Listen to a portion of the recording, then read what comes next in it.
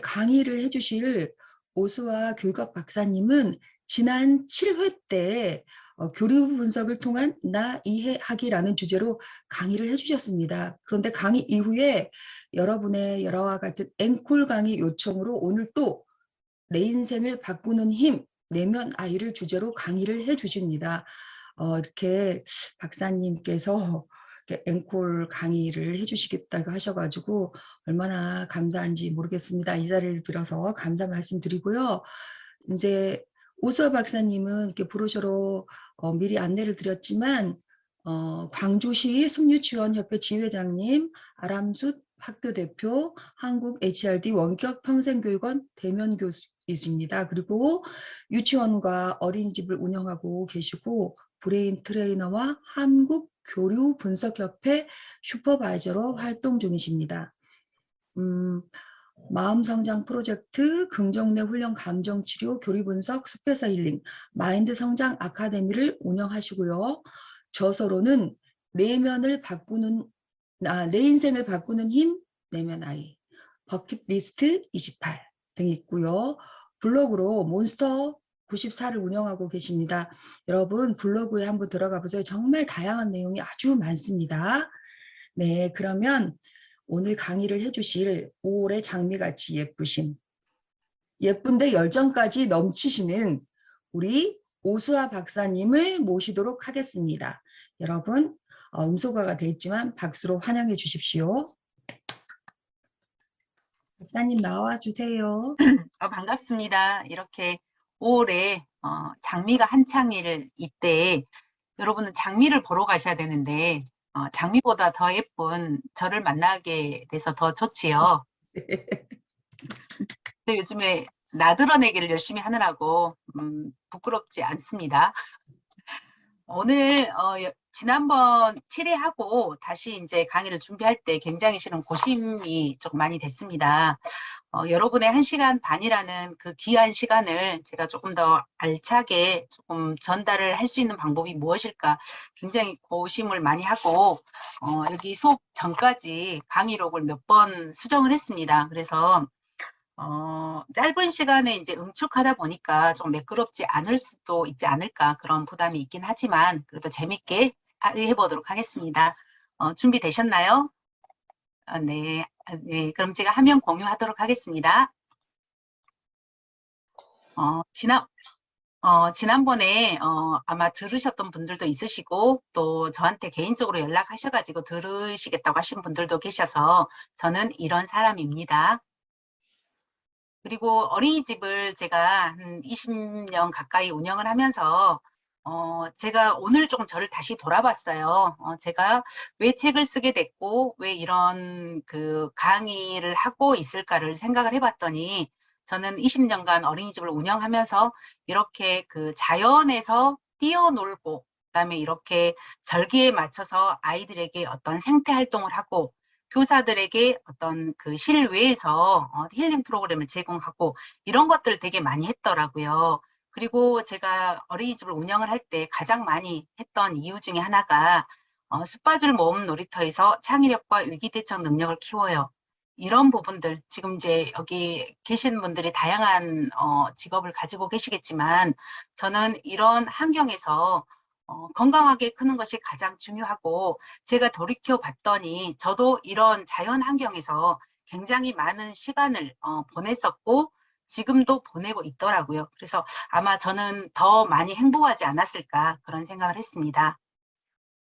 그리고 지금 현재는 유아부터 노년까지 전 연령에 대해서 이런 숲 힐링 체험 활동을 하고 있고 또 생태놀이 지도사라는 이 자격을 통해서 다양한 연령층의 사람들이 어떤 생태교육을 받아서 유아에게 자기가 가지고 있는 어떤 지혜를 더해서 숲활동을 할 수 있도록 이런 활동도 하고 있습니다. 네, 활동하고 있고 이렇게 하고 있습니다. 시간이 적은 관계로 조금 속도를 내보도록 하겠습니다. 제가 원래 말이 빠른데 오늘 조금 더 말이 빠를 수도 있습니다. 그래서 혹시 중간에 너무 말이 빠르다고 하면 채팅창에 조금 남겨주시면 제가 속도를 조금 조절하도록 하겠습니다. 오늘 목차 한번 살펴보도록 하겠습니다. 목차는 크게 4가지로 나눌 건데 제가 지난 시간에 교류 분석에 대해서 아웃라인 이제 그 이야기를 했기 때문에 리뷰하는 시간을 조금 갖고요. 그리고 오늘 이제 그 내면 아이와 관련된 왜 내면 아이가 우리가 건강해야 되는지, 왜 내 인생을 바꾸는 힘에 내면 아이가 들어가는지 그 이야기를 하려면 인생 각본이라는 부분을 조금 다뤄야 합니다. 그리고 인생 각본을 다루고 그다음에 우리가 어렸을 때 부모로부터 무의식적으로 받았던 12가지 금지 명령이라는 것이 있습니다. 그것이 어떤 것인지. 그래서 결국은 내 내면 아이와 화해하면 내가 좀 더 건강하고 행복하고 이렇게 내 인생을 승자로 살 수 있다. 이런 이야기를 여러분과 나누도록 하겠습니다. 아마 지난번에 이제 들으셨던 분이 몇 분이 계신지 모르겠지만 저도 교류 분석 공부하면서 굉장히 어려웠던 부분들이 조금 있어서 이 시간 리뷰해도 괜찮을 것 같습니다. 그래서 교류 분석은 1957년 정신과 의사인 에릭 번이라는 사람이 개발을 했습니다. 그래서 심리치료법이면서 또 성격 이론으로 많이 알려져 있습니다. 이게 지금 다른 정신분석과 다른 점은 정신분석은 뭐 프로이드, 융 이런 사람들을 이제 공부를 하는 분들은 뭐 꿈이라든지 보이지 않는 그런 그 에고 상태에 대한 이야기를 많이 하는데 교류 분석에서는 어떤 사람의 심리적인 부분을 어떻게 구조화되어 있는지 그림, PAC라는 그림을 통해서 제시하고 그리고 그 사람이 행동, 말투 이런 것들을 통해서 그 사람의 어떤 자아 상태를 유추해 볼 수 있기 때문에 현장에서 또 기업에서 많이 사용하고 있습니다. 그리고 자신과 타인, 환경 사이에서 이루어지고 있는 교류를 분석하는 것이 교류 분석의 특징이고 성격 이론, 의사소통 이론, 아동 발달 이론, 병리학 이론에 또 포함되어 있습니다. 저는 이 세 가지를 가장 좋아하는데 제가 교류 분석을 사랑하는 것은 바로 이 세 가지 때문일 겁니다. 첫 번째, 사람들을 모두 긍정적으로 보고 있습니다. 그래서 우리 사람들은 어제도 여러분은 그걸 보셨는지 모르겠는데 나의 해방일지인가? 그걸 어제 지금 끝났더라고요. 그거를 보면서 조금 더 많은 생각이 좀 들었었던 것 같아요.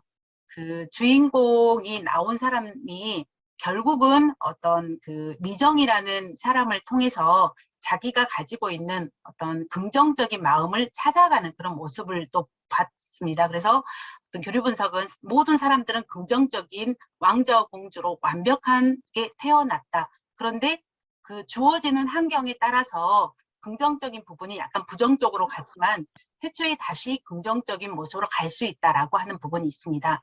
그리고 모든 사람들은 스스로 생각할 수 있는 능력이 있기 때문에 자신이 변화하려고 하는 또 합리적으로 변화하려고 하는 어떤 사고 능력을 가지고 있습니다. 세 번째는 내 가소성과 마찬가지로 모든 사람의 운명은 정해져 있는 것이 아니라 내가 지금은 내가 살고자 하는 방향을 결정하면 그 결정대로 자기의 인생을 바꿀 수가 있습니다. 그래서 제가 가장 좋아하는 그 문장 중에 하나가 세상이 바꿀 수 없는 것은 타인과 자신의 과거입니다. 그런데 내가 바꿀 수 있는 것은 내 자신과 나의 미래이다라는 말을 저는 굉장히 좋아하는데 그것은 내가 어떻게 그래서 제가 다른 것과 다르게 가소성을 가지고 있고 결정론이 아니다는 것 때문에 저는 교류 분석을 되게 좋아하고 사랑하고 있습니다.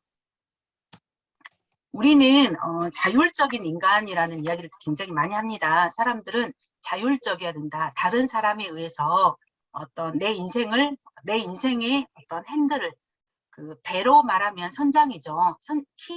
키가 그 배를 운전을 하려면 그 키를 돌려야 되잖아요. 그 키를 내가 가지고 있느냐, 다른 사람에게 맡기느냐에 따라서 달라지죠. 내 인생은 나의 것이기 때문에 그 키는 내가 방향을 하고 속도도 내가 조정을 해야 되죠. 그래서 그것을 자율적 인간이라고 합니다. 다른 사람에게 그 휘둘리지 않고 나의 능력대로 살아가는 자율적 인간이 되는 것을 굉장히 강조하고 있습니다. 아마 지난 시간부터 제가 이 얘기를 되게 많이 했죠. 교류 분석하면 자아 상태, 현재 에고 상태를 PAC로 나눈다. 이 PAC만 알아도 교류 분석은 아마 50% 정도는 알고 있다라고 볼 수가 있습니다. PAC로 구성이 되어 있는데 이거는 내 마음이 하나가 있는 것이 아니라 이 세 가지 마음이 같이 공존한다는 거 하는 겁니다. 그런데 이 C라는 마음은 아주 어렸을 때 2살에서 3살 사이에 형성되고 본능에 충실한 언어나 행동을 하는 것입니다. 두 번째 형성되는 것이 바로 P라는 건데 이 P는 페어렌츠의 약자로서 부모에 의해서 무의식적으로 내가 습관적으로 받아들여서 내가 어렸을 때 그 삶의 원칙과 방향을 가지고 있는 것입니다. 세 번째는 A라고 하는 것은 지금 청소년기에 이제 생겨납니다. 그래서 아주 합리적으로 이 상황에 맞춰서 행동과 사고하고 감정을 표현하는 것을 말합니다. 그래서 우리 마음 안에는 이 PAC 세 가지 구조가 되어 있다고 봅니다. 그런데 PAC를 우리가 어떻게 내가 알지라고 하는데 우리가 P가 강한 사람, P에 편중이 되어 있는 사람, A에 편중이 되어 있는 사람, C에 편중이 되어 있는 사람으로 나누어지는데 가장 우리가 건강한 사람은 PAC가 균형을 이루고 그 환경에 따라서 적당하게 그 비율을 조절하는 것이 가장 그 자율적인 사람입니다. P가 강한 사람을 어버이 자아 상태에 있는 사람이다라고 보면 됩니다. 그래서 말이나 표현은 이런 말을 많이 한다고 했죠. 당연히 해야지. 안 돼. 하지 마. 그렇게 하면 바보 같아. 이렇게 누군가가에게 지적하고 이런 분들이 있죠. 그래서 그런 분들 또 언어적인 것뿐만 아니라 비언어적인 거, 거만한 표정이라든지 삿대질을 한다든지 뭐 허리춤에 손을 그렇게 올린다든지 뭐 사람을 이야기를 할 때 뒤로 조금 뭐 이렇게 뒤로 이렇게 그 고개를 젖히면서 뭐 팔짱을 끼고 있는다든지 이런 분들은 이 P의 자아 상태가 강한 사람이라고 보면 될 것 같습니다. 그리고 말투나 목소리가 화가 난 목소리라든지 뭐 이런 목소리를 가지고 있다고 보면 그 사람은 P가 조금 더 강한 사람이다라고 생각하시면 될 것 같습니다. 두 번째, A가 강한 사람은 육하 원칙에 의해서 말을 하는 사람입니다. 그래서 누가 보더라도 논리적으로 생각을 하네, 뭐 이성적이다, 뭐 이런 게 느껴지는 사람 있죠. 하지만 이런 사람에게는 이성적이고 논리적이긴 하지만 조금 더 차갑다라는 그런 느낌도 좀 듭니다. 그래서 얼굴에 표정이 잘 드러나지 않는 사람들, 그래서 그리고 비언어적인 거는 어떤 덤덤한 표정이라든지 뭐 침착한 태도, 바른 자세, 또 자신감 넘치는 얼굴, 뭐 크고 정확한 제스처 이런 것들을 조금 많이 쓰고 목소리는 그 평온한 상태를 많이 유지하기 때문에 무미건조한 말투라든지 뭐 기계적인 것, 또 낮은 음성 이런 형태를 많이 띄우고 있습니다. 그리고 C 자아 상태는 이 PAC라고 하는 것은 아이가 있는 것이 아니라 현재 어른인 나가 P가 조금 더 강한지 A가 강한지 C가 강한지 이렇게 보시면 되고 어른 중에서도 아이 같은 행동들을 상황에 맞지 않게 아이 같은 행동들을 많이 하시는 분들 있죠. 몰라 싫어 안 할 거야 뭐 이렇게 한다든지 뭐 리액션이 굉장히 뭐 강하다든지 상황에 맞지 않게 호탕한다든지 뭐 이런 분들은 C 자아가 조금 더 편중이 되어 있다라고 보면 될 것 같습니다. 그래서 어떤 비언어적이거나 말투나 이런 것들을 보시면 될 것 같습니다. 그래서 가장 적당한 것은 균형 잡힌 자아 상태 PAC가 크기가 비슷한 것이 가장 건강한 자아 상태다고 보시면 될 것 같습니다. 그리고 지난번에 이 말씀 드렸죠. 연령에 따라서 소년기에는 C라는 상태가 가장 강하고 청소년기가 되면 A가 커지고 장년이 되면 우리가 꼰대라고 흔히 말을 많이 하는 것처럼 그거는 P가 강한 거죠. 원리, 원칙 이런 것들을 중요하게 생각을 하기 때문에 그리고 노인이 되면 다시 I가 되기 때문에 사이클론은 균형 잡히기보다는 어느 한쪽에 편중되어 있다고 보시면 될 것 같습니다. PAC가 강한 사람들의 특징을 다시 한번 보도록 하겠습니다. P가 강한 사람들의 특징은 어떤 권위적이고 또 비판적인 그런 형태를 띠고 있고 또 이게 꼭 나쁜 것만은 아니에요. 그렇지만 또 때에 따라서는 상대방을 배려하고 보호하려고 하는 그런 마음도 강합니다. A는 논리적이고 합리적이고, 하지만 때에 따라서는 자기 생각이 맞다고 생각하고 하기 때문에 다른 사람의 의견을 무시할 수 있는 그런 부분도 있습니다. 또 C라는 상태는 어떤 본능적이고 어떤 직관적이고 순응하는 아이 같은 마음이 있다고 보시면 될 것 같습니다. 그래서 편중된 부분을 제가 예를 그때 한번 들었었죠. P가 강한 사람도 A가 강한 사람, C가 강한 사람 이야기를 했었는데, A가 강한 사람은 어땠어요? 제가 온라인 수업을 하고 있을 때 아들이 하고 있는데, 아버지가 그 방에 들어갔는데 아들이 아버지가 생각하는 것은 뭐였어요? 온라인 수업도 수업이다. 학생은 수업을 들을 때 어떤 그 선생님하고 이런 소통을 하기 때문에, 온라인일지라도 소통을 하기 때문에 바른 옷차림과 뭐 이렇게 바른 자세로 수업을 해야 되는데 그렇지 않으니까 아버지가 화가 나고 그런 부분이 못마땅한 그런 형태를 띠고 있다면 P가 강하다라고 P주도형이다라고 보시면 되고, 현재 우리가 어렸을 때 그 아버지가 어떤 그 엄한 아버지 밑에서 자란 분들은 그 엄한 아버지가 주로 P가 주도가 P가 강했다라고 보시면 될 것 같습니다. A가 강한 사람은 요즘에 그 젊은 친구들 또 뭐 청소년들이라든지 젊은 친구들이 이런 그 A가 강한 친구들이 많은 것 같아요. 그래서 어떤 합리적으로 이제 판단을 하죠. 더치페이 문화가 그 잘 발달되어 있고, 또 본인의 의견을 또 솔직하게 표현을 하고, 감정 표현을 뭐 솔직하게 상황에 맞춰서 하는 사람들은 A 주도형이라고 보시면 될 것 같고, 이제 C는 자기의 감정을 상황에 맞지 않게 그냥 뭐 그 내는 거죠. 예를 들어서 그 우리 고부간의 갈등이 있다고 했죠. 시어머니하고 며느리 사이에 갈등이 있는데 그 갈등을 처리하는 방식에 있어서 C는 그냥 자기 감정을 그대로 말해버리는 거예요. 뭐 시어머니한테 뭐 엄마 뭐 누구 엄마가 뭐 이랬어 이러는 거 있죠. 그 상황에 맞지 않게 자기 감정을 그대로 말하는 거예요. 그래서 요즘에는 누구 엄마가 막 바쁘다고 나 밥도 안 차려줬어 뭐 이렇게 말을 한다든지, 이런 사람들은 C가 강한다고 보시면 돼요. 그래서 어른이지만 C가 강한 사람은 아이 같다라는 말들을 많이 쓰고 있습니다. 그리고 이 PAC에 따라서 어떤 것이 좀 강하느냐에 따라서 직업군이 이렇게 나뉠 수가 있습니다. 그래서 우리가 이것도 하나의 성격 검사이기 때문에 어떤 검사지를 통해서 내가 어떤 것이 조금 더 우세하느냐에 따라서 그런 직업군으로 많이 가고 있습니다. 그래서 한마디로 정리하면, 지난 시간에 배운 것을 이제 정리하면, 우리 마음은 PAC로 구성이 되어 있는데, 마음이라고 하는 세 가지 마음은 어느 것이 크고 어느 것이 적다고 해서 좋고 나쁨이 아니다. 좋고 나쁨으로 가를 수 있는 것은 아니다. 어떤 마음이 커져 있느냐에 따라서 그때 행동으로 나타난다. 그래서 그 행동으로 나타난 것들이 모여서 그 사람의 인생을 지배한다. 그래서 내가 처해 있는 상황에 맞는 행동을 해야 한다라고 보고 있고, 세 가지 마음은 항상 조화와 균형을 이루어야 된다라고 보고 있습니다.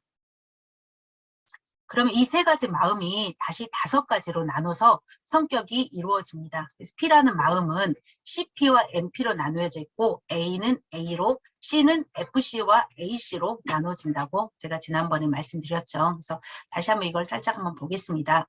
우리 마음은 P와 A와 C로 되어 있는데, 그 마음은 5가지 기능으로 나누어진다. 그래서 CP, MP, A, FC, AC로 나누어지는데, 그 역할을 보면 CP 하면 어떤 통제적인 부모, 그래서 캐릭터로 보면 화끈하다고 보시면 돼요. 그래서 어떤 회사의 CEO라든지 회사 사장님 이런 분들은 성격이 되게 화끈하시죠. 그런데 그리고 어떤 그 전쟁에 어떤 리더적인 역할을 합니다. 하지만 이 부분이 나만 따르라 이런 부분은 되게 좋지만 또는 독선이 강할 수도 있게 나타납니다. 그리고 MP는 그래서 통제적인 부모라고 하지만 우리가 생각하는 그 집안에 꼭 아버지라고 한정은 지을 수는 없지만 어떤 집안의 어떤 가부장적인 역할을 하고 있는 분을 CP가 강하다라고 보시면 되고, 그래서 통상적으로 예전에 우리 부모님들 세대는 그냥 아버지 같다라고 보시는 분들도 많이 있습니다.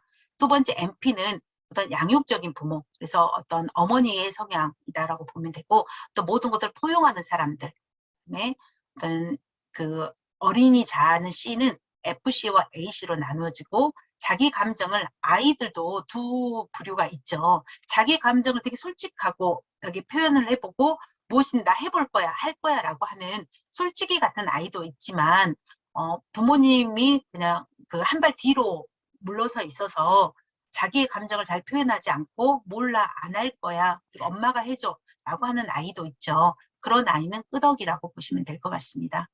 그래서 이런 것들은 CP는 모든 것은 적당한 것이 좋은데 너무 높거나 너무 낮으면 이것이 문제가 생길 수가 있습니다. 그래서 어떤 성격은 성격 검사로 또 쓰인다고 했죠. 그래서 어떤 검사지를 통해서 성격 감사를 해보면 모든 성격은 양면성이 있습니다. 부정적인 것도 있고 긍정적인 것도 있고 그래서 이렇게 성격을 양면성이 있다라고 제가 지난번에 이야기를 했죠.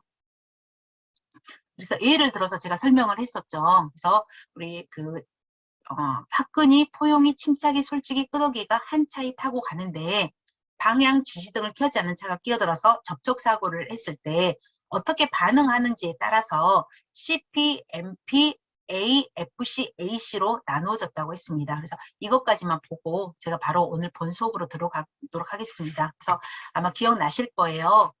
방향 지시등을 켜지 않고 차가 들어왔을 때 CP, 화끈이 성격은 이렇습니다. 이제 생각을 하는 거죠.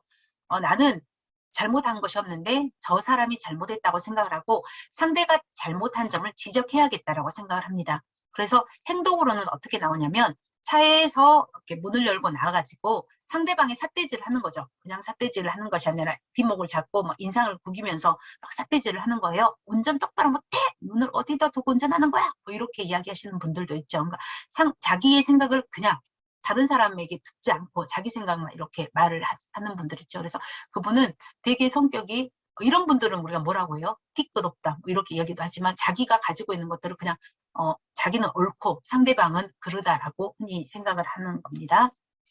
MP의 성향이 강한 사람들은 그때도 말씀드렸죠. 이 성향이 강한 사람들은 어떤 우리가 봉사직에 많이 근무를 합니다. 그러니까 보육교사라든지 뭐 사회복지라든지 또 간호사라든지 뭐 이런 분들은 이 MP 성향이 강한 분들이에요. 그래서 우리가 이 MP 성향이 강하지 않는데 그런 일에 종사하신 분들은 좀 힘들어하시는 분들도 좀 있으세요. 왜냐하면 MP가 강하다고 하는 것은 누가 시켜서 하는 것이 아니라 자기 몸이 알아서 그대로 그냥 하는 사람들인데 이 MP가 조금 낮은 사람들이면 사람들이 따스하다고 느끼지 않을 수도 있기 때문입니다. 그래서 MP가 강한 사람은 생각을 하는 거죠.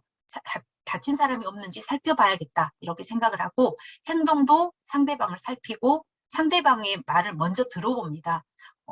왜 이제 그랬는지 이유가 있겠죠. 그 이유를 먼저 들어보고 말로는 괜찮으세요? 어디 다친 곳은 없으신가요? 뭐 이렇게 먼저 이야기를 들어본다는 겁니다. A는 상황을 객관적으로 판단하고 절차대로 처리해야겠다라고 생각을 하고 사람을 먼저 보는 게 아니라 차 상태를 확인하고 그냥 보험회사에게 전합니다. 그리고 제가 바쁘니까 뭐 보험회사에서 알아서 처리해 줄 거예요 라고 이렇게 갑니다. 이분들이 뭐 틀린 게 아니죠. 왜냐하면 그 상황에 맞춰서 자기가 그렇게 하는 거예요. 그래서 이분들은 A는 이렇게 합니다. 그리고 FC가 강한 사람들은 생각을 하죠. 감정에 충실해서 어머 큰일 났네 큰일 나 사고가 났네. 그리고 이상하게 단체하고 곤란한 표정하고 시무룩합니다. 그래서 뭐야 아침부터 왜 이런 일이 생긴 거야 나한테 이렇게 생각을 하는 사람들입니다. A씨는 일단 상대방이 어떻게 나오는지 봐야겠다고 먼저 생각을 합니다. 그리고 행동으로는 문을 열고 나서 상대방이 이제 다 이야기하는 걸 그냥 들어줘요. 그리고 상대방의 제안이 나쁘지 않다고 생각하면 그래요 그렇게 하시게요 라고 그냥 받아들입니다. 뭐 그렇게 하죠. 뭐 저도 그렇게 생각합니다. 이렇게 생각을 합니다. 이런 그 5가지 성격을 보면은 그 사람이 내가 배우자가 어떤 성격인 것 같다라고 이해할 수 있고 이거는 맞고 틀리고가 없습니다. 그런 성향이구나 그런 성격이구나라고 내가 이해하고 그리고 내가 그 사람 이해한다라고 하는 것은 이해하면 그 사람에 대한 부정적인 감정이 나타나지 않겠죠. 그 사람 저 상황에선 저 사람은 저런 성격이기 때문에 저렇게 행동을 하네 라고 생각하고 내가 거기에 기분 나빠하지 않으면 됩니다. 그래서 가장 건강한 상태는 이렇게 5가지가 균형을 이루면 된다라고 보여집니다. 제가 너무 말이 빨랐나요? 여기까지가 지난 시간에 저희가 했던 내용입니다. 이제부터는 이제 본 수업에 좀 들어가도록 하겠습니다. 인생 각본이라고 하는데, 각본이라고 하면 대본이라고 생각하시면 됩니다. 대본. 우리가 연극 보면 시나리오가 있죠. 우리 사람은, 우리 인생에는 시나리오가 있다라고 보면 됩니다. 그래서 우리는 항상 나는 누구인가에 대한 질문을 하면서 부모가 됐을 때는 이런 질문을 하게 됩니다. 내가 키워진 대로, 지금 내 모습 그대로 내 아이를 키워도 될까? 아니면 어떻게 해야 될까? 이런 이야기를 굉장히 많이 하죠. 그리고 여러분도 아마 지금도 그런 모습을 하고 계실 수도 있어요. 나 지금까지 잘 살아왔나? 이대로 그냥 살아도 되나? 이런 생각들 많이 하시는데, 그것이 자기 재양육이라고 봅니다. 부모가 자식을 어떤 케어할 때는 내가 그대로 케어하는 것이 아니라 다시 나의 마음을 돌아보고, 그다음에 내가 아이를 키울 때는 이렇게 해야겠다라고 재양육을 하는 것이 필요합니다. 그래서 저는 어른들 같은 경우에는 리프로그래밍이라는 이야기를 조금 많이 합니다. 다시 그 프로그램을 다시 하다. 이때 프로그램이라는 것은 각본, 시나리오를 말합니다. 그래서 인생 각본은 내가 지금까지 살아왔던 방식이 마음에 들지 않는다면 어떤 가소성에 의해서 나는 지금부터 새로운 삶을 살 거야 라고 자기가 다시 자기의 삶을 결단해서 나아가는 것을 말합니다. 제가 내 인생을 바꾸는 힘, 내면 아이를 쓰게 된 계기, 그리고 제가 어떤 교류 분석이라는 상담을 공부한 계기입니다. 아이가, 저는 어린이집을 오랫동안 운영을 하면서 다양한 부모를 한 20년간 살펴보면서 어떤 아이는 참 행복하게 크는 아이들도 있고요. 부모가 부모의 색깔대로 아이를 키우는 것이 아니라 아이의 색깔을 인정해주고 아이의 다양성을 인정해주고 그렇게 키우는 부모도 있는가 하면, 부모가 자기의 생각대로 아이를 키우는 부모들도 많았죠. 왜냐하면 아이는 어린이집에 오면 집에 있는 상황에 대해서 이야기를 다 합니다. 우리 엄마가 나한테 어떻게 했는지, 부부싸움을 했는지, 주말 동안에 뭐를 했는지, 집에서 무슨 장난감이 많은지까지 다 이야기를 많이 하죠. 그러다 보면 부모가 또 어떤 아이는 뭐 엄마가 때렸어요, 뭐 엄마는 형만 좋아요, 이런 이야기들을 많이 합니다. 그래서 그런 부모를 보면서 저도 제 아이를 키울 때 나는 내 아이를 어떻게 키워야 될까라는 생각을 하게 됐죠. 그래서 그쯤 이제 했을 때 제가 보니까 부모들이 아이의 감정을 아이 그대로 보는 것이 아니라 자기의 감정대로 보는 것. 본인이 기분이 좋으면 기분 좋은 대로 아이가 응석을 부리고 이런 것들도 다 이해해주고, 본인이 기분이 좋지 않으면 그 하나부터 10까지 다 보기 싫은 거죠. 그래서 우리가 일관성 없는 부모의 어떤 행동들을 보인다라는 거죠. 그래서 부모가 기분이 좋으면 아이가 엄마가 준 밥을 남겼으면 어때요? 우리 누구 오늘 배가 많이 불렀나 보다. 괜찮아. 엄마 이것만 그만 먹어도 돼. 그리고 조금 이따 배고프면 엄마가 간식 줄게. 이렇게 이야기를 하죠. 그런데 엄마가 기분이 나쁘면 밥 다 먹어야 돼. 엄마가 준 배 하나로 남기지 마. 뭐 이렇게 뭐 하면 되겠어? 뭐 이렇게 자기 감정을 그대로 투영하는 그런 부모들이 많이 있습니다. 그런데 왜 이렇게 부모가 일관적이지 않게 아이를 양육할까라는 부분을 살펴봤더니 부모가 자기도 자기 부모에게 받은 그 감정을 그대로 아이들에게 전달을 하고 있다는 거죠. 내가 부모님한테 나는 우리 부모님처럼 절대 안 살 거야, 이렇게 하지만 나도 모르게 내 무의식 쪽에 부모한테 받았던 그런 무의식적인 감정들이, 부정적인 감정, 뭐 긍정적인 감정이 내 DNA에 다 무의식적으로 기록하고 있어서 그와 비슷한 상황이 되면 나도 모르게 그런 상황이 자동적으로 나타나 버린다는 거죠. 그렇다면 내가 내 아이를 행복하게 키우고 내가 나를 온전하게 성장시키는 방법은 내가 나를 알고 내 부모로부터 무의식적으로 받았던 이런 것들을 끊어내야 되는 것이 가장 중요하다. 이렇게 생각을 해서 저는 그 교류 분석을 공부를 하고 그 브레인 트레이너 공부를 했었던 것 같습니다. 그래서 결론은 부모가 자신의 감정을 잘 알아야 아이를 그 제대로 볼 수가 있겠죠. 그래서 저는 내 감정을 알지 못하면 아이의 감정을 있는 그대로 볼 수가 없다. 그런 말을 많이 사용합니다. 그렇다면 제가 여러분 중에 어렸을 때, 여러분은 어렸을 때, 우리는 이제 4살이라고 흔히 말을 합니다. 여러분은 4살 때 내 인생을 어떻게 살 것인지에 대한 줄거리를 그때 완성을 한 거예요. 그러면 저한테 이제 반론을 제기하시는 분들도 있을 거예요. 그러면 내가 4살 때 내가 어떻게 살아야 되는지를 뭐 다 정했다면 분명히 저는 교류 분석 처음에 가소성에 대한 부분을 이야기를 했는데 그때 정해졌다면 나는 그대로 살아가는 거 아니야? 이렇게 말씀하시는 분들도 있을 거예요. 그런데 그것이 아니라 4살 때 내 인생을 어떻게 살아야 될지에 대한 큰 줄거리를 이때 완성을 합니다. 줄거리를 완성한다는 것은 뭐냐면 4살 때 주 양육자, 부모라든지 교사라든지 조부모라든지 아니면 어떤 형제 관계라든지 이런 상황에서 이런 상황에 내가 무의식적으로 그냥 받아들이는 거예요. 그러다 보니까 나는 엄마는 뭐 나를 좋아하지 않아. 뭐 아빠는 나를 싫어해. 그리고 나는 뭐 쓸모없는 인간이야. 아니면 나는 태어나지 말았어야 돼. 이런 생각들을 이때부터 무의식적으로 하게 되고 그것이 내가 삶을 살아가면서 계속 가지고 그 생각을 가지고 있는다는 겁니다. 그런데 7살이 되면 그거에 대한 이제 살을 붙이기 시작해요. 그리고 12살이 되면 그 시나리오를 보완을 해서 이제 그것이 큰 무리가 없으면 큰 수정이 없다면 그대로 살아가게 된다는 겁니다. 그래서 저는 유아교육을 하고 있지만 가장 중요한 것이 바로 유아교육이라고 생각을 했던 계기 그리고 이 공부를 하면서 그게 더 일치가 됐었던 것 같습니다. 그렇다면 왜 어떻게 하면 내가 어렸을 때부터 4살, 12살 이렇게 내 인생을 살아왔던 각본을 끊어낼 수 있을까? 각본은 흔히 말하면 이렇게 말할 수가 있습니다. 우리가 자기계발서 여러분 많이 읽으셨을 거예요. 그리고 계발서 읽으면 어때요? 새벽경 뭐 인간이라든지 항상 긍정적으로 생각을 해라. 그리고 네 인생은 네 거다. 이런 이야기들을 많이 들으셨을 거예요. 그렇지만 그 책을 처음부터 끝까지 읽고 나서 그대로 행해집니까? 아니죠. 작심삼일이란 말이 있죠. 3일 지나면 다시 예전의 모습으로 그대로 돌아가죠. 그리고 또다시 저희는 그런 비슷한 책을 읽고 또 3일이 지나면 다시 원점으로 돌아갑니다.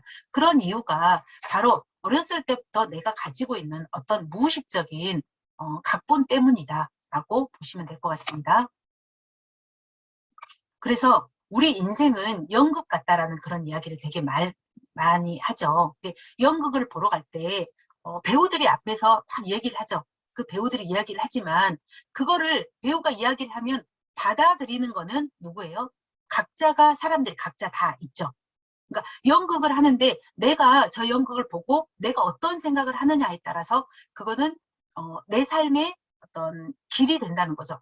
부모가 우리에게 다 부모가 자식이 나쁘라고 말하는 건 없죠. 다 너희 잘 되라고 한 이야기였다라고 하지만 똑같은 이야기를 했지만 4사람이 저희는 사형제였거든요. 사형제가 각각 다 다르게 반응을 하죠. 그 반응하는 것이 자기의 각본이라고 보시면 될 것 같습니다. 그래서 형제지간 사형제지만 사형제가 각각 다르고 쌍둥이도 각각 다른 거. 근데 그거는 내가 부모님이 했던 것을 내가 어떻게 받아들였는지에 따라서 내 인생을 그렇게 살아간다는 거죠.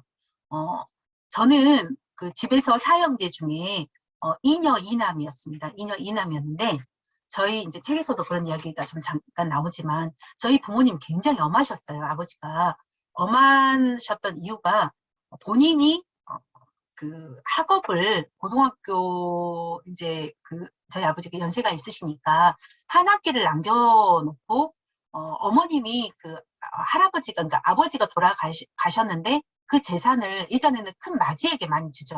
그래서 큰 형님한테 이제 그 재산이 많이 돌아갔는데 도박을 해서 형님이 다 재산을 날린 거예요. 그러다 보니까 그 어머님이 그 아들한테, 막내 아들한테 학비를 지원을 할 수가 없게 되셨죠. 그러다 보니까 한 학기를 남겨놓고 이제 학교를 그만두시게 되신 거예요. 그러다 보니까 어때요? 본인이 이루지 못한 학업에 대한 욕심이 굉장히 많으시겠죠. 그래서 그거를 저희 형제들한테 이제 다 했습니다. 그래서 저희는 사당오락, 제가 굉장히 지금은 별로 상관없지만 예전에 굉장히 싫어했던 이야기예요. 서울대 가려면 4시간 자야 되고 5시간 자면 떨어진다.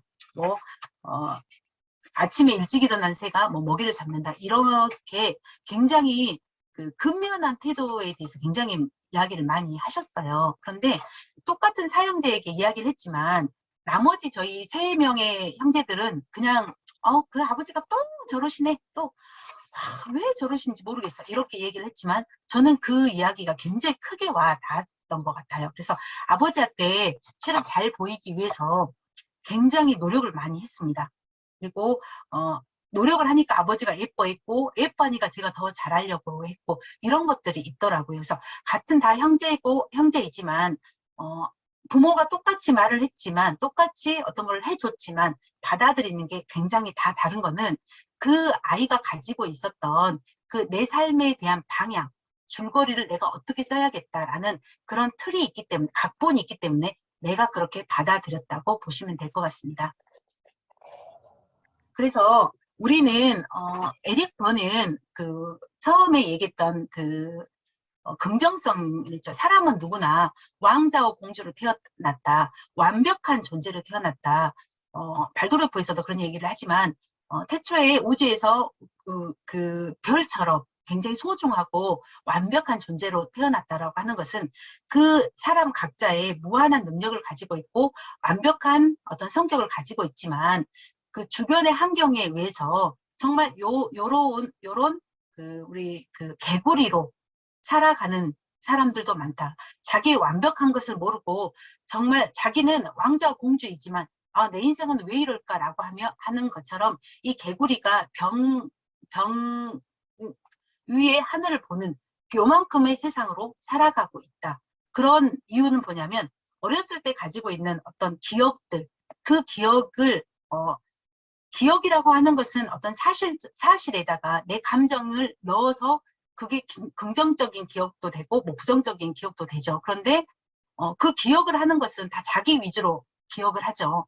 그 기억이 어떤 순간에 트라우마가 생겨서 나는 절대 저거 하면 안 되겠다.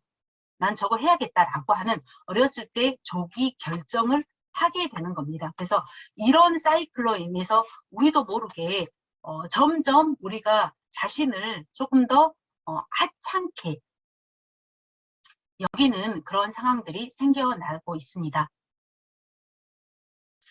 저는 내면 아이 이야기를 하는데 어떤 사람들은 굉장히 내면 아이는 내 안에 있는 나예요. 나. 그래서 여러분은 그런 이야기 하시죠. 결혼을 할 때 두 사람이 결혼을 하죠. 성인 남자와 여자하고 두 사람이 결혼을 하는데 연애할 때는 몰랐는데 결혼해서 같이 살고 보니까 너무 유치한 모습을 보일 때가 있어요. 상대방이 저렇게 유치했나? 이런 모습을 보거나 이런 이야기를 할 때가 있죠. 성인 각자가 결혼을 하지만 그 각자 안에는 그 사람이 가지고 있는 내면 아이가 있는 거예요. 그 사람 안에 또 다른 자기의 모습이 있는데 그게 건강한 내면 아이가 있고 불건강한 내면 아이가 있고 그래서 이 불건강한 내면 아이가 자꾸 커져가면 그 사람이 점점 자기를 믿지 못하고 자기를 부정적으로 생각하고 이렇게 된다라고 보시면 될 것 같습니다. 그래서 정말 내면 아이의 상처를 받았다라고 하는 예를 제가 한번 보여드리겠습니다. 이거는 아마 작년인가 올해인가 아마 김남길 주연의 악의 마음을 읽는 자들 여기에서 나왔던 그런 부분인데 초기에 부모로부터 학대받은 아이가 자기를 믿지 못하고 이런 모습들에서 연쇄살인범으로 뭐 이제 전개되어 있는 그런 내용을 이야기했습니다.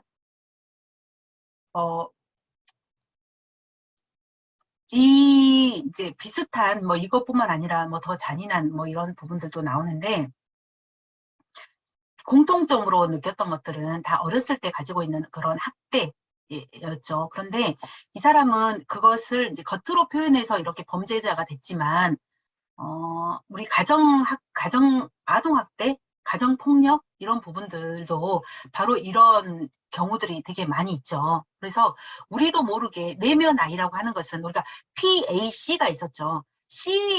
C라고 보시면 됩니다. C는 어렸을 때 가지고 있었던 그런 어떤 본래적인 자기의 진실된 감정, 이런 것들이 억압을 당했다고 보시면 돼요.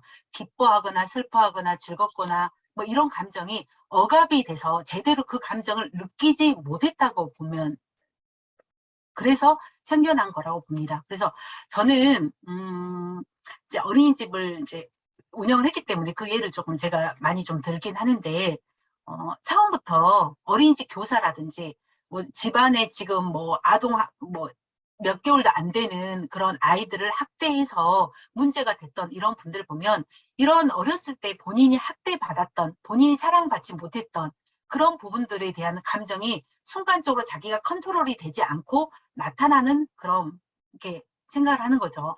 다 아무렇지 않은데 아이가 우는 모습에 정말 기겁을 하는 사람이 있고, 스트레스를 받고 화를 내고 엄청나게 폭발하는 사람이 있어요. 그 사람은 어렸을 때 본인이 울었을 때 자꾸 아버지가 아니면 부모가 자꾸 얘기를 한 거, 울지 마, 너 누구 닮아서, 자꾸 폭언이나 이런 것들을 해서 그 자기가 울면 안 된다고 하는, 그래서 나는 울었을 때 내가 울고 싶었는데 울지 못했던 그런 감정을 자기가 억눌렀었는데, 앞에 있는 아이가 울고 있는 모습을 보니까 자기가 화가 나는 거예요. 나는 어렸을 때 울지 못하고 내 마음 안에 저거를 묻어놨는데 쟤는 울고 있네. 그래서 순간적으로 화가 나서 그 아이를 이렇게 학대를 한다든지 이런 모습들이 굉장히 많이 있습니다. 그래서 내면 아이가 중요한 거는 자기가 어렸을 때 가지고 있는 감정이, 슬펐던 감정이, 속상했던 감정이, 존중받았던 감정이 어떤 것이, 존중받았지 못한 감정이 어떤 감정인지 그것을 직면해보고, 그리고 그런 감정을 괜찮아, 위로해주고 용서해주는 것에서부터 시작을 된다고 보면 될 것 같습니다. 여기에 있는, 나와 있는 이 사람도 만약에 그런 슬프고 힘들고 이런 감정들을, 아버지가 학대하고 이런 감정들을 어머니라든지 주변 사람이 누군가가 그 감정을 이해해주고 보듬어주고 이렇게 했더라면 또 다른 인생을 살 수 있었었지만, 주변에 그런 사람들이 없었기 때문에 자기가 그런 감정들을 잘 다스리지 못해서 나타나는 거죠. 그래서 인생 각본이 네, 영향을 한번 보겠습니다. 내가 부모로부터, 인생 각본은 그 어렸을 때부터 내 그 부모에 의해서, 주변 환경에서 너는 어떻게 살아야 돼라고 인생 시나리오가 짜져 있다고 했죠. 그 인생 시나리오대로 살아간다면, 그래서 내가 나로 살지 않은 거를 말합니다. 내가 내 뜻대로 살아가지 않고 주변에 의해서 살아가는 것을 말을 하는 거예요. 그래서 저는 그 결혼과 동시에 이제 유아교육을 시작을 이제 하게 됐습니다. 그래서 하게 되면서 오랫동안 유아교육을 교육학을 전공했고, 한 3년 정도만 어린이집을 운영을 하고 이제 제 일을 하려고 하다가 시간이 이제 이렇게 오래 실은 걸리게 조금 됐었는데, 제가 2017년도에 사고를 당했습니다. 양쪽 아킬레스건을 파열되는 이제 사고를 당했어요. 그래서 그때 사고를 당하면서 어느 날 갑자기 내가 생각하지 못한 그런 사고를 당하니까 정신이 정말 번쩍 들더라고요. 나 잘 살고 있었나? 내가 원하는 대로 살고 있나? 이런 생각들을 되게 그때 좀 하게 됐습니다. 그래서 내 삶을 조금 돌아보는 계기가 조금 됐었는데, 그럼에도 불구하고 이제 다리가 조금 나으니까 다시 일상으로 그냥 이제 그냥 다시 돌아가더라고요. 그러다가 2년 있다가 저희 시아버님이, 저는 이제 시댁 가고 굉장히 하루에 막 2번씩 또 시부모님하고 같이 뭐 얼굴도 보고 식사도 하고 이런 상황이라, 시아버지의 죽음은 저한테 굉장히 크게 와닿았어요. 시아버지가 건강관리 굉장히 잘 하셨는데 췌장암이 실은 걸리신 거예요. 모든 것들이 자기가 이제 하고 싶은 것들이 72세 때 이제 본인은 이제 인생의 이제 제2막을 살겠다. 그래서 굉장히 그 바다 낚시를 좋아하셔가지고 배도 사시고 또 못도 하시고 다 꿈들이 있으셔서 다 이제 일을 그러니까 이렇게 벌려놓으신 거예요. 그런데 본인이 갑자기 이제 췌장암이 걸려서 암 선고를 받으신 순간부터 자기의 인생은 없더라고요. 자식들 아내에 의해서 그 어떻게 치료하는지도 본인이 결정할 수 있는 것이 아니더라고요. 다 자식이라든지 뭐 이렇게 배우자에 의해서 결정하고 고통과 함께 어떤 자기 인생을 정리할 시간이 이제 이렇게 충분치 않게 이렇게 돌아가셨었는데 제가 그때 가까운 사람이 이렇게 돌아가시니까 아마 여러분들도 그런 경험이 있으시겠지만 정말 내가 잘 살고 있나? 내가 원하는 삶대로 살아야겠다라는 생각들을 더 많이 하게 됐어요. 그러다 보니까 지금까지 아내로서, 원장으로서 삶을 살았고 그리고 다른 사람이 잘한다고 하면 되게 좋았어요. 잘한다고 하면 되게 좋았고 야, 너 똑똑해, 너 뭐든지 될 거야 라고 하면 그리고 내가 나 중심보다는 타인 중심으로 되게 많이 살았었는데 그 아버님이 돌아간 계기로 인해서 저를 조금 더 돌아봤던 것 같아요. 그러다 보니까 나는 끊임없이 잘하려고 하는 강한 욕구가 있었던 사람이었더라고요. 그래서 저는 여행을 갈 때도 지금 이 상황을 충분히 즐겨라 이게 잘 안 됐어요. 왠지 노트북을 안 가지고 가고 책을 안 가지고 가면 제가 너무 불안한 거예요. 그리고 다른 사람이 항상 뭐 이렇게 놀러 다니냐고 이렇게 말하는 것도 굉장히 좀 불편하고 그래서 저는 다른 사람 시선을 되게 많이 의식하고 있었더라고요. 저의 모습을 다시 살펴보니까. 그리고 제가 좋아하는 것으로 살기는 했지만 그래도 타인 위주로도 많이 살았더라고요. 그래서 지금까지 내가 나를 정말 잘 알고 있었나? 그런 질문을 끊임없이 많이 하게 됐습니다. 그래서 마지막에 제가 교류 분석을 공부하고 뇌 공부를 하면서 정말 내 뇌의 주인은 나고 내 인생의 주인은 나고 이제는 내가 그 우리 개구리 있죠. 지금까지 내가 보는 세상만 이게 전부였다면 이제는 나는 내 안에 완벽한 모습이 있기 때문에 나는 무엇이든지 할 수 있어라고 하는 그런 자신감을 갖게 됐고 어항 속의 물고기가 아니라 바다에서는 크게 자라자 이렇게 생각을 많이 했었고 또 하나 제가 지난주 이제 주일에 그 제주도로 이제 그 명상 여행을 좀 다녀왔는데 한라산을 다녀왔을 때 제가 어떤 걸 느꼈냐면 저는 한라산 영실 코스를 갔습니다. 근데 데크길이 굉장히 잘 되어 있더라고요. 제가 그걸 경험하지 않았기 때문에 그 데크길은 제가 가기 전에도 있었고 그 전에도 있었고 오래전에 있었지만 저는 어떤 제가 가지고 있는 어떤 편견이나 두려움 때문에 제가 가지 않았기 때문에 그걸 경험하지 못했죠. 그런데 제가 이미 나는 이 데크길이 내가 이미 준비되어 있고 내가 가기만 했으면 됐네. 오수아라는 사람은 이미 완벽하게 태어났기 때문에 내가 어떤 것을 긍정적으로 선택하면 이루어지네 라고 하는 부분을 또 한 번 느꼈습니다. 그래서 그 모든 것들은 나 자신을 좀 더 믿자. 내 뇌를 믿자. 라는 생각, 타인을 대하는 것이 아니라 다른 사람이 나를 어떻게 해주겠지, 뭔가를 해주겠지라고 하는 것보다 내 인생은 내가 긍정적으로 바라보자라고 조금 더 생각을 하게 됐습니다. 그러면 우리는 부모에게 어떤 금지 명령을 받았을까? 이거를 제가 공부를 하면서 굉장히 저는 많이 물었어요. 그랬구나. 우리 부모님이 저한테 말로 이렇게 하지 않았어요. 너 이렇게 12가지를 금지하지 않았거든요. 비언어적인 거, 태도, 행동으로 이렇게 했었고 제가 그걸 그냥 받아들였었던 것 같아요. 그래서 12가지는 뭐였냐면 홀딩 부처라는 그 부부가 이 12가지를 그 이제 정리를 한번 해보니까 12가지가 나왔어요. 무의식 중에 내가 어떤 걸 생각하냐면 존재하지 마라라는 걸 가지고 있어요. 그거는 뭐냐면 어떤 거절이나 학대, 존재, 무시와 같은 어떤 그런 말을 계속적으로 들었던 환경에서 자랐다면 무의식에 이런 생각을 가지게 돼요. 그리고 비언어적인 메시지로 너만 아니었더라면 못난 너, 너만 아니었으면 엄마가 특히 미혼모나 원치 않은 임신을 했다든지 뭐 그런 사람들은 이런 얘기를 많이 하잖아요. 너만 아니었더라면 엄마의 인생이 이렇게까지 되지 않았을 거야. 뭐 이런 이야기를 하죠. 그 말은 내가 태어난 자체를 주변에서 축복해 주지 않았기 때문에 나를 하찮게 여기는 경우가 많아요. 그래서 어떤 자기 몸을 함부로 대한다라든지 누가 뭐 이렇게 학대를 한다라든지 누가 어떤 뭐 무시하거나 이러면 자기를 디펜스하지 못하는 그런 경우가 많고 자살 위험에 굉장히 많이 노출됐던 것은 바로 이런 주어진 환경에 의해서 자기도 모르게 무의식적으로 자기가 각인되어 있는 경우입니다. 두 번째는 남자 여자는 안 돼, 여자 여자는 안 돼. 이런 이야기를 되게 많이 하는데 실은 제가 지난번에 상담을 의뢰를 받았는데 어떤 경우였냐면 고등학교 1학년 여자아이였습니다. 부모님이 저한테 상담 의뢰를 했던 거는 뭐냐면 여자아이인데 여고에 다니는데 자꾸 남자인 척을 한다는 거예요. 무슨 말인지 아셨죠?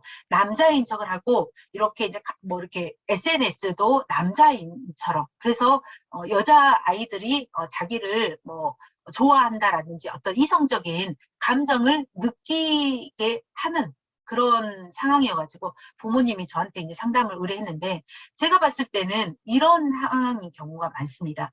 부모가 얹지 않은 성으로 태어난 경우, 딸만 많이 있는 집에 또 딸로 태어났을 경우 어때요? 자기 존재에 대한 거를 무시당하죠. 네가 아들로 태어났더라면 딸이 무슨 필요가 있어? 이렇게 이야기를 한다든지.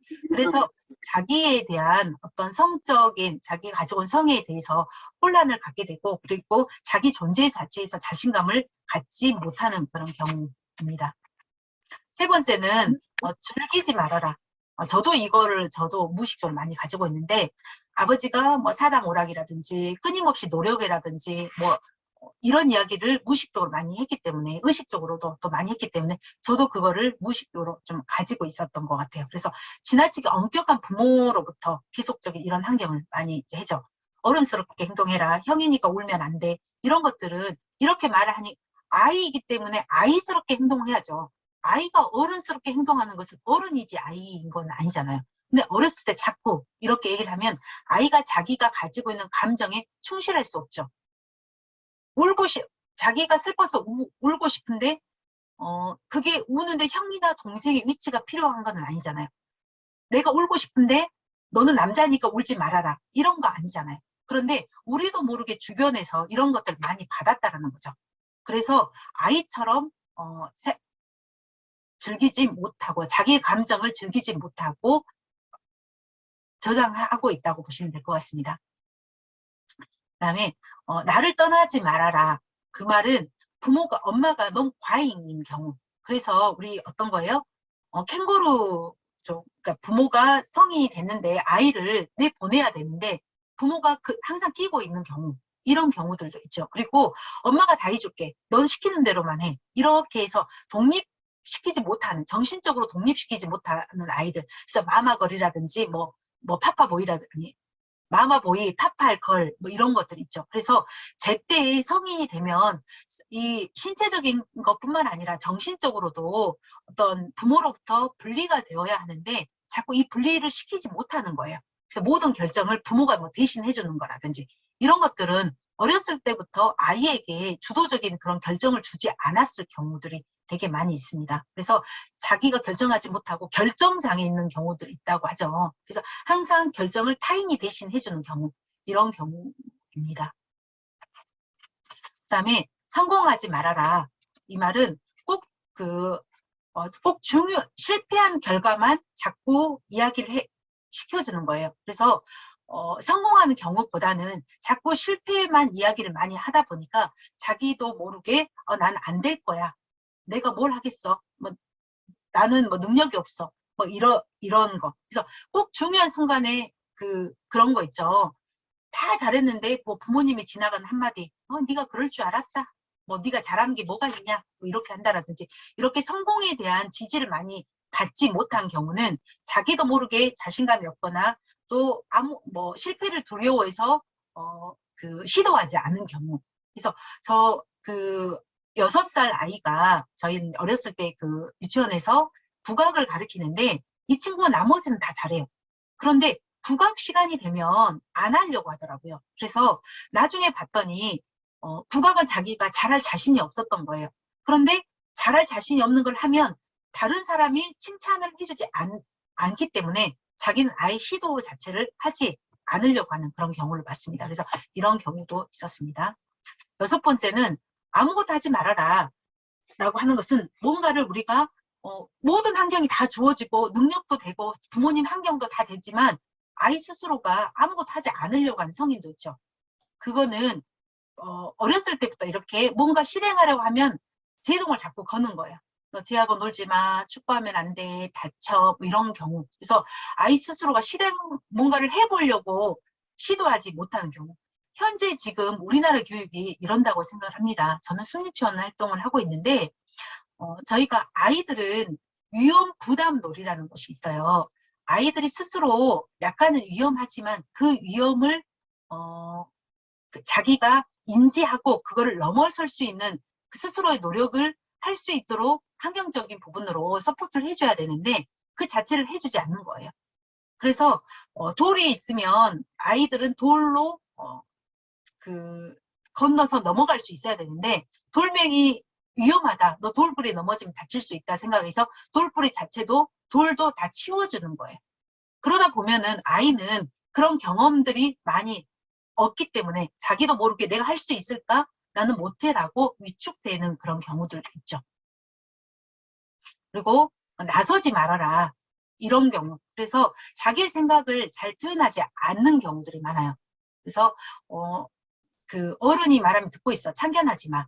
지금 한참 이제 조금 소극적인 아이들한테 부모님들이 또 많이 했던 좀 이야기고, 우리나라 특히 자기 생각을 말하는 것은 굉장히 싫어했죠. 그래서 어른들이 있는 데서 말대꾸 한다라고 해서 굉장히 싫어하기도 하고, 이런 부분들도 바로 영향이 있습니다. 그리고 함께하지 말아라. 그래서 사람들은 늘 귀찮게 내일 간섭하지 마. 이렇게 해서 공동체 안에 녹아들지 못하고 항상 외톨이로 살아가는 경우. 그래서 고등학교 때까지 뭐 공부만 해 이렇게 하면서 뭐 인생은 혼자 사는 거야. 뭐 너만 잘하면 돼. 뭐 주변 친구가 뭐가 필요 있겠어? 뭐 이렇게 한다든지 우리 가족이 최고야.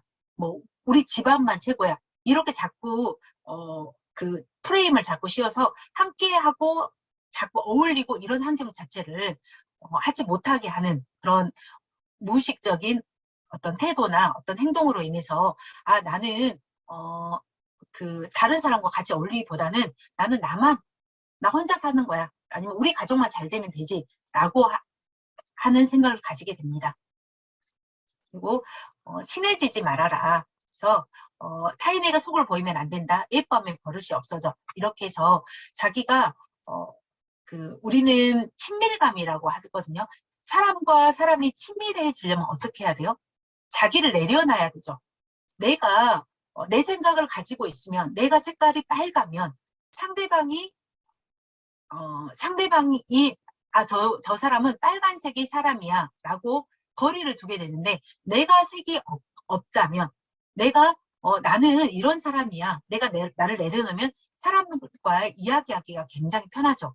그러니까 자기 방어가 없으면 이야기하기 되게 편한데, 이런 사람들은 자기 방어가 굉장히 심한 거죠. 왜냐하면 항상 너는 완벽해야 돼, 넌 잘해야 돼, 뭐 너의 속 이야기를 이야기하면 다른 사람이 너를 무시할 거야. 이렇게 자꾸 주변에서 그런 이야기를 많이 했다면 다른 사람 사랑하거나 또 다른 사람 신뢰하는 그런 마음이 잘 생기지 못합니다. 그래서 지금 특히 남자분들, 지금 40, 50대 남자분들, 우리나라 성인 남자분들이 바로 이런 것들, 사랑 표현을 잘 못하는 경우가 바로 여기에 해당됩니다. 뭐 남자애가 무슨 감정이야, 뭐 무슨 남자애가 뭐 꽃을 뭐 좋아하는 여자에게 주면 남자애가 무슨 뭐 유치하게 뭐 너가 뭐 여자니 뭐 이렇게 얘기한다라든지, 이렇게 해서 자기의 감정을 온전하게 표현을 하지 못하는 그런 환경이 주어졌을 때 바로 이러한 형태를 나타냅니다. 그다음에 건강하지 말아라. 그래서 잘 되려고 하지 말아라 라고 했을 때 이거는 문제가 있을 때만, 어디가 아플 때만 주변에서 돌봐주는 경우. 그러죠. 그러면 나는 자꾸 건강하니까. 우리가 잘된 모범생들은 어때요? 선생님들이 신경을 잘 안 쓰죠. 근데 집안에서 말썽꾸러기 이런 사람들은 되게 많이 신경을 써주죠. 그래서 자기가 건강하지만 관심을 받고자 해서 건강하지 않은 척, 자기가 못하는 척 이렇게 생각을 하고 자기를 그렇게 맞춰버립니다. 나는 건강하지 않아. 왜? 그렇게 하면 엄마가 더 이뻐해주고 아빠가 이뻐해주고 학교도 안 가고 이렇게 돼버리는 경우죠. 알려고 하지 말아라. 그래서 아이들이 가지고 있는 호기심을 무시해버리는 게 되는 거죠.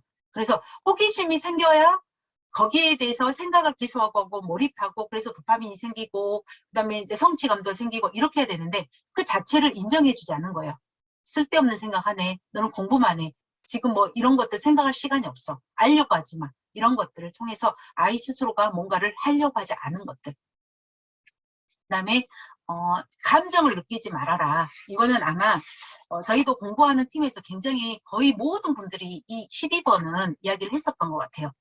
그래서 자기 감정을 우리 진실된 감정을 표현하는 자체를 억압을 많이 받았죠. 그러다 보니까 자기 감정이 어떤 건지 잘 알지 못하고 그러다 보니까 상대방하고 진실된 교류 없이 부적절한 감정으로 교류를 하고 그러다 보니까 소통이 잘 안 되고 이런 문제가 가장 많이 생기는데 그래서 이제 나중에 이제 그 공부를 하다 보면 라켓 감정이라는 것이 있습니다. 그래서 감정은 진실한 감정과 감정은 이제 희노애락이 있지만 라켓 감정은 부적절한 거, 자기의 감정을 그냥 자기가 아닌 척 막아서 버리는 거죠. 그래서 자기 감정을 억누르고 무관심하고 무관심한 척 이렇게 해버려서 자기 감정을 실제적으로 자기가 무엇을 원하는지, 무엇을 잘하는지, 어떨 때 기뻐하는지, 지금 슬픈 상황인지 이런 감각 자체가 많이 결핍되게 되는 경우입니다.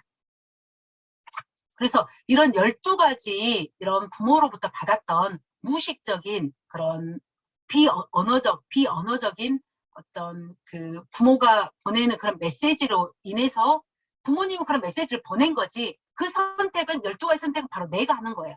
부모가 너 자신을 사랑하지 마, 감정을 느끼지 마 이렇게 말을 하는 것이 아니라 부모가 했던 언어적이건 비언어적인 이런 거를 이야기를 하면 내가 부모한테 사랑을 받기 위해서 관심을 받기 위해서 내가 선택을 하는 겁니다.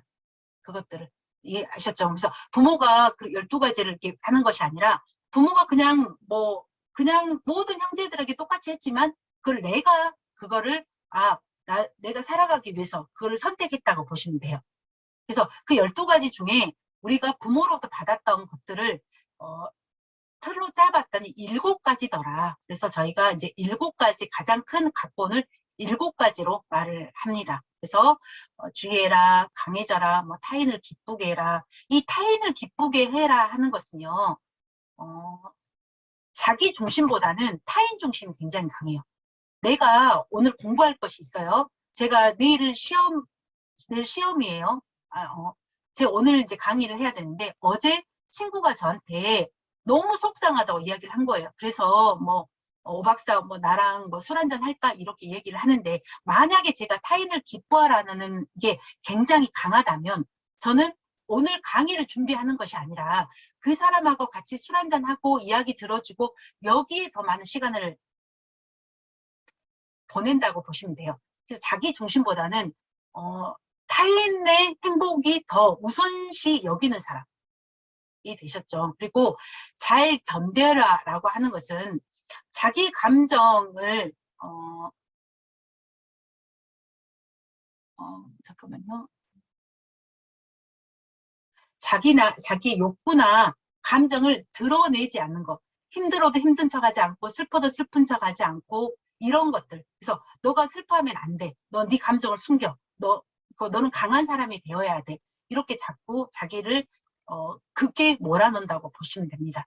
그래서 그리고 무엇이든지 어떤 사람은 일을 하는데 조금 더 슬렁슬렁하게 하는 사람이 있는가 하면 어떤 사람은 완벽해야만 결과를 내놓은 사람들 있죠.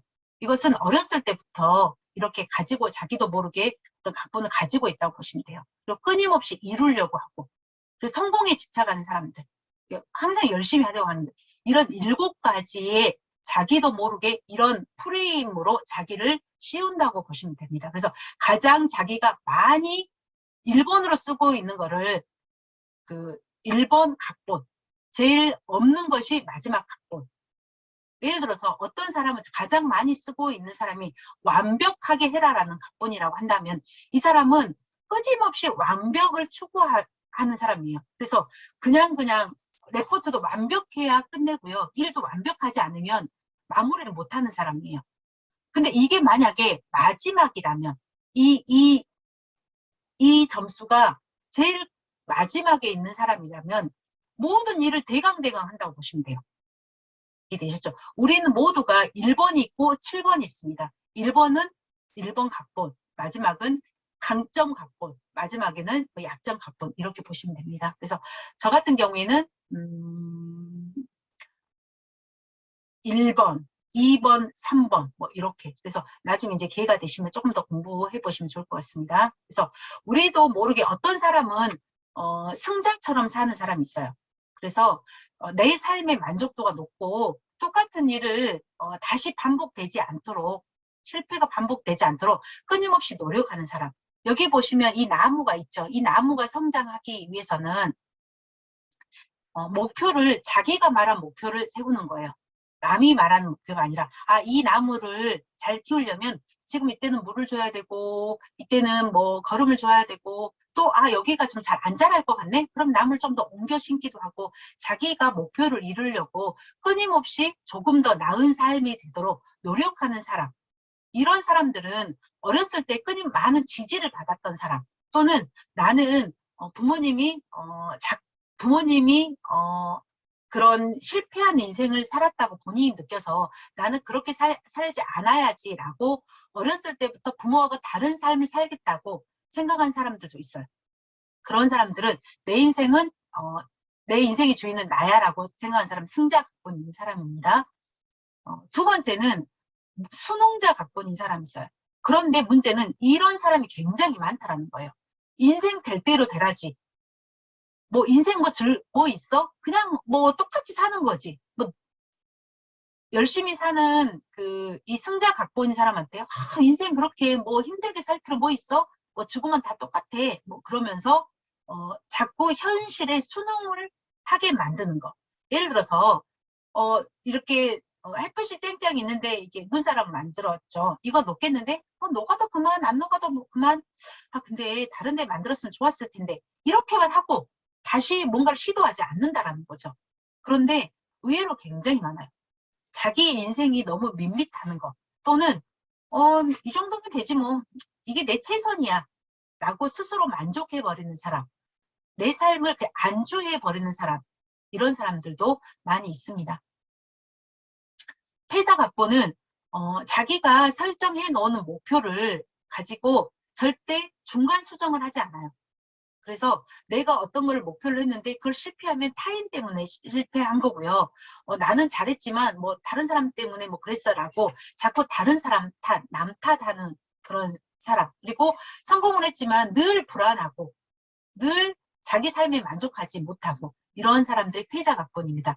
이렇게 승자 각본, 수능자 각본, 패자 각본, 이렇게 우리 인생은 세 가지로 나눠집니다. 그래서 내가 어떻게 살아갈까, 이 각본이 시나리오라고 했죠. 그러는 것은 우리가 교류 분석이든 지금 이제 뭐 브레인 공부든 내가 가소성을 믿고, 내가 지금 현재 나는 이 수능자 각본에 지금 이렇게 살고 있네. 그런데 나는 앞으로 승자 각본처럼 살아야겠다.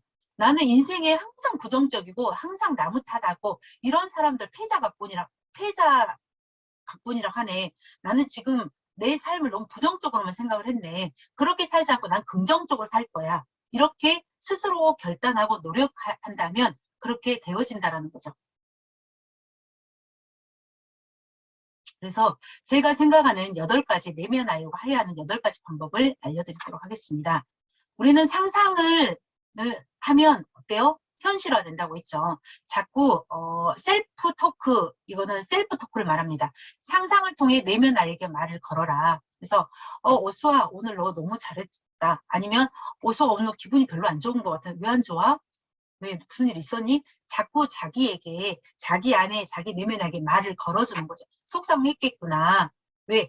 지금 현재 나는 어른이지만 내 안에 있는 나에게 자꾸 말을 해줘서 나와 내 안에 있는 내가 일치될 수 있도록 자꾸 이야기를 해주고, 만약에 내 감정이 불행하고 이랬다면 그도 안아주고 보듬어주고, 너 그때 정말 속상했겠다. 아버지 때문에 너 많이 속상했지. 그런 그때 그 감정을 이해해주고 보듬어주고, 그리고 그 감정을 묻어놓고 있는 것이 아니라 인정해주는 것 자체가 굉장히 중요합니다. 그다음에 나 자신을 높이 평가하고 나 자신을 믿어라.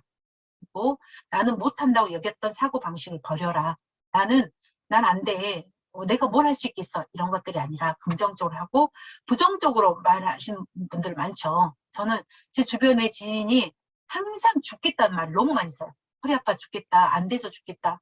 그런데 이거를 만약에 근데 이게 입버릇이라고 하죠. 말버릇, 입버릇. 그런데 그대로 살아가죠. 그래서 자기 부정적인 혼잣말보다는 긍정적인 말을 많이 해라. 그리고 내 마음이 원하는 것이 뭔지 물어보고, 자신을 맹목적으로 사랑하고 소중한 사람을 아끼고 사랑하듯이, 남은 되게 사랑하죠. 남편을 사랑하고 남자친구 사랑하고 자식을 되게 많이 사랑하지만 내 자신도 더 소중하게 정말 안아주고 보듬어주고, 또 자기를 위해서 선물도 하고, 자기를 위해서 저는 아침마다 거울을 보면서 항상 이야기합니다. 오수아 진짜 예쁘다.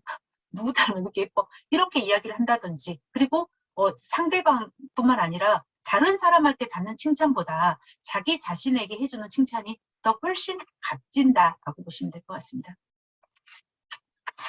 그리고 이제 마지막에 한 2장 남았네요. 행복은 전염된다는 거 아시죠? 지금 이곳에 있는 우리 그 어쩌다 특강 방에 있는 긍정적인 에너지, 제가 오늘 너무 편안하게 강의를 하고 있거든요. 그 이유가 아마 여러분이 긍정적이셔서 더 그런 것 같아요. 그래서 행복 확산 효과, 우리 지난번에 신재영 교수님이 저희 그 브레인 강의 때 해주셨던 말인데, 행복은 확산된다. 그래서 1단계는 나와 직접적으로 연결된 친구가 행복하다면 나도 그 행복이 15% 증가하고, 또 친구의 친구는 10% 증가하고, 친구의 친구의 친구는 6% 증가하고, 그래서 내 주변에 행복한 사람이 있으면 나도 똑같이 행복해진다. 그래서 내가 긍정적인 사람, 또 내 주변의 사람이 긍정적이라면 그 긍정적인 시너지가 굉장히 많이 올라가지만, 내 주변에 있는 사람이 부정적인 사람이면 나까지 그게 이제 물든다는 거죠. 내가 긍정이 일어나면 부정은 10이라고 보는데, 마이너스 10. 내가 긍정적인 한마디를 해서 나오면 기분이 좋았는데 옆에 있는 사람이 부정적인 한마디를 하면 내 기분은 그만큼 떨어진다는 거죠. 그래서 여러분이 자기를 정말 사랑하고 나를 정말 사랑하는 사람들 주변을 많이 만나시고, 만약에 내 주변에 부정적인 사람이다라고 하면 관계를 정리하셔야 합니다. 과거는 바꿀 수 없죠. 하지만 과거를 바라보는 나의 시각은 바꿀 수 있고, 그것은 과거의 나를 용서하는 것으로 시작됩니다. 내면 나에게 상처를 주는 부모를 원망하고 난 부모 탓하는 거죠. 우리 엄마가 아니었더라면, 우리 엄마가 날 학대하지 않았더라면, 우리 아빠가 날 학대하지 않았더라면 나는 좀 더 다른 삶을 살았을 텐데 라고 하지 마시고, 부모는 그 순간을 다 잊어버리죠. 왜? 그런 감정을 본인이 그냥 했던 거를 그냥 이야기를 한 거지만 그를 감정으로 받아들여서 기억하는 것은, 그래서 부정적인 기억을 가지고 있는 것은 바로 나였기 때문에 그거를 상처받았던 나의 안을, 내면 아이를 긍정적으로 바라봐주고 용서해주고 보듬어주고 쓰다듬어주고, 그래서 내 안에 있는 나를 성장시켜주는 거예요. 그래서 타인을 용서하고, 그다음에 내가 나를 사랑하지 못했던, 나 자신을 외면했던 나를 다시 사랑해주는 것에서부터 내면 아이는 치료됩니다. 사랑하고 배우고 성장하고 긍정적인 방식으로 우리 창의적인 생각을 표현해낼 능력, 이런 것들은 바로 우리 안에 있는 내면 아이가 치유될수록 이런 능력, 여러분이 긍정적인 삶을 살고 계시고 앞으로 더 승자 각본으로 살아갈 것을 믿기 때문에 저는 여러분의 새로운 결단을, 또 새로운 선택을 늘 지지하는 바입니다. 이상입니다.